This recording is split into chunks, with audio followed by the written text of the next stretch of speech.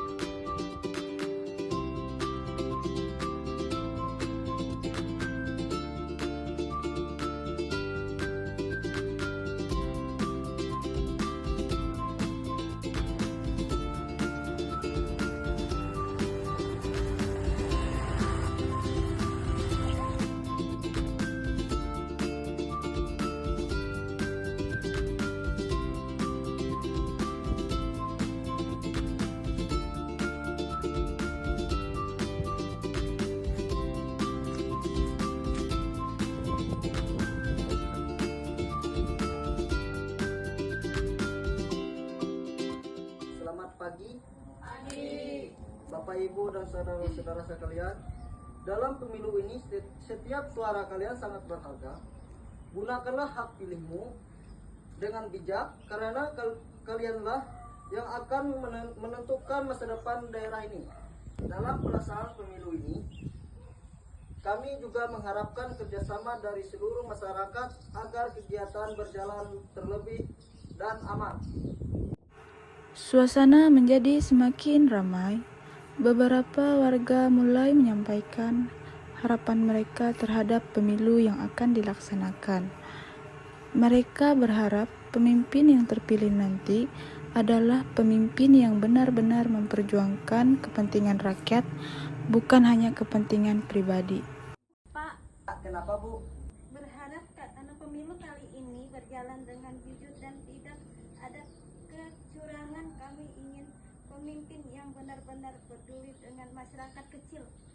Baik, tentu kami sebagai panitia akan berusaha semaksimal mungkin menjaga proses pemilu ini berjalan dengan baik. Di hadapan kerumunan, hadir pula Pak Joko, seorang pengamat politik yang bijaksana. Ia menegaskan bahwa pemilu bukan sekedar seremonial, melainkan wujud nyata demokrasi yang harus dijaga kemurniannya. Suasana menjadi semakin hikmat saat seluruh warga sadar bahwa tangannya lah yang akan menentukan arah pemerintah ke depannya. Sekian semuanya. Memang pemilu bukan sekedar seremonial, tetapi melainkan wujud nyata demokrasi kita. Harus menjaga kemurniannya agar hasil benar-benar mencerminkan keinginan rakyat.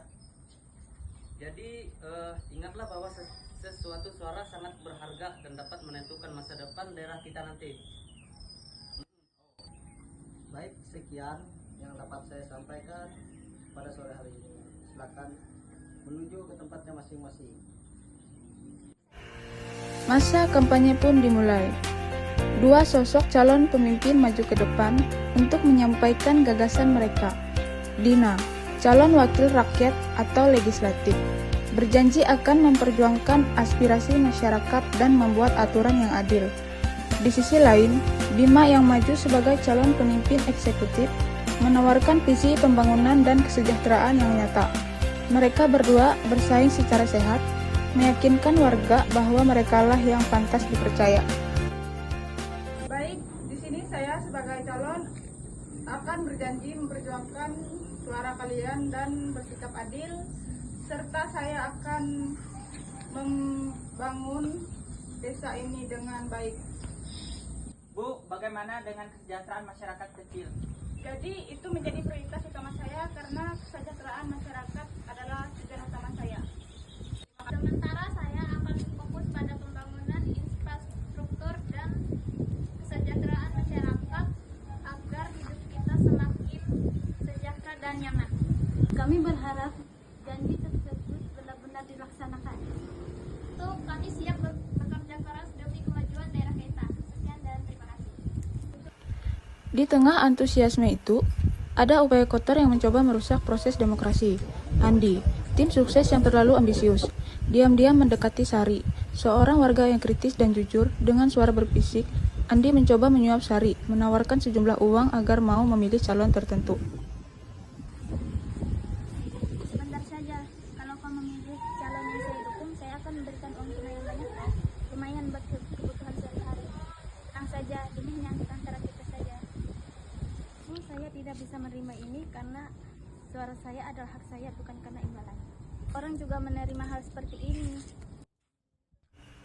Perdebatan kecil itu akhirnya diketahui oleh Pak Joko yang dengan tegas menegur Andi. Ia mengingatkan bahwa politik uang adalah penyakit yang merusak tatanan negara, dan hal itu tidak boleh dibiarkan terjadi. Sebenarnya itu Andi, apa yang kamu lakukan itu salah. Sebenarnya kamu tidak bisa seperti itu. Kenapa?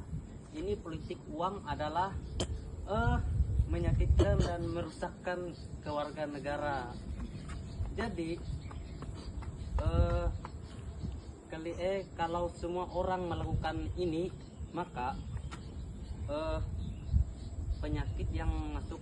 Maaf Pak, saya terlalu berambisi dan tidak berpikir panjang. Saya berjanji tidak akan mengulangi kesalahan yang sama lagi dan akan mendukung pemilu yang lebih bersih.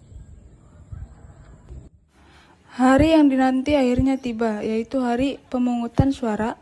Di tempat pemungutan suara TPS, suasana tertib dan damai. Di bawah pengawasan Raka, warga datang satu persatu menggunakan hak pilihnya. Ya, mari masuk dengan tertib. Jangan terburu-buru.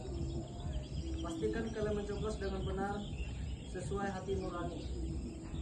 Jika ada yang belum memahami tata cara pencoblosan, pastikan kalian silakan bertanya kepada panitia. Saya akan mengikuti aturannya telah ditentukan. Sari pun datang dengan kepala tegak. Ia masuk ke bilik suara, mencoblos pilihan hatinya dengan bebas dan rahasia, tanpa rasa takut dan tanpa imbalan apapun. Ia membuktikan bahwa rakyat yang cerdas adalah rakyat yang memilih berdasarkan hati nurani.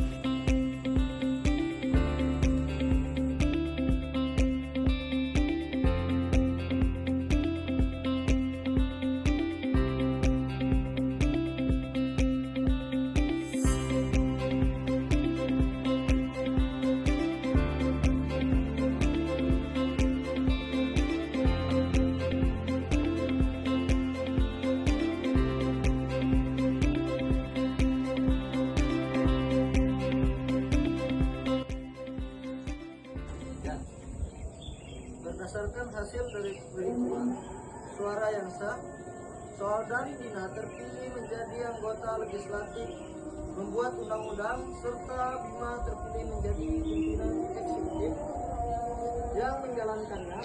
Semoga mereka dapat bekerja sama demi kepentingan rakyat bersama.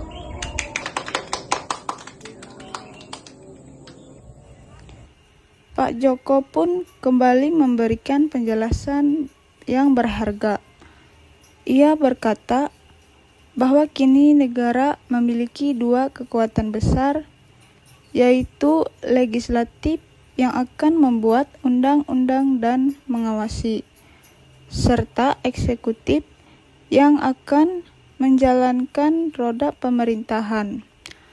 Keduanya harus saling melengkapi dan bekerja sama dengan baik demi kepentingan bersama, bukan hanya untuk kepentingan pribadi semata. Baik semuanya Bapak Ibu, di sini saya sedikit menyampaikan bahwa sekarang kita memiliki dua kekuatan yang saling melengkapi.